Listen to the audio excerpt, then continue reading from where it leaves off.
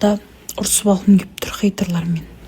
Жоқ, айтам да, ата-енесіз үйлене бере ма деп. Біз үйленген жоқпыз әлі. Біз Құдайдың алдында ақ некемізді қидық.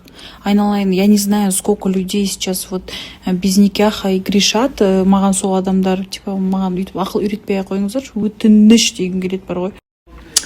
Ата-енесінің рұқсатысынсыз тихаря барып үйленіп алған ғой, тихаря барып өмір сүріп жатыр ғой деп. Это бүткіл халыққа көрсеткенде ол кісілер көрмей қалады екен, я. Ол кісілер я слепой, я вот этот деп айтады екен да.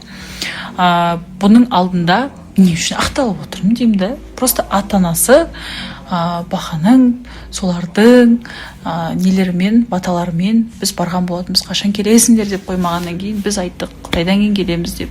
Зачем я оправдываюсь вообще? Бұл бойдақ бала ғой, бір 2002-2003 жылғы шығар деп. Бұл байқұстың басын айналдырып алған ғой, дуа оқып алған басына байқұстың.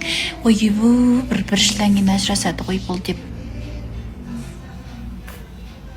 Просто я хочу сказать, айналайындар, өздерінің өмірлеріңнің анау, извините за выражение, дерьмоларын шешіп алып, потом біреуге көріп келдік жасап, ажырасадан бұл деген, мен гарантия берем, бір жыл ажырасады деп айтудың қажет жоқ. Өздеріңізде қыздар өсіріп отырсыздар, өздеріңізде бала өсіріп отырсыздар, так что не зарекайтесь.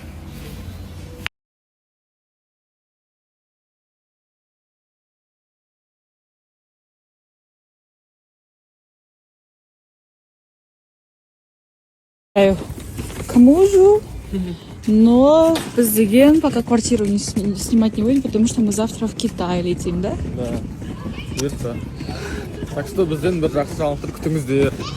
Бізді аңдып қарап отырыңдар, иә?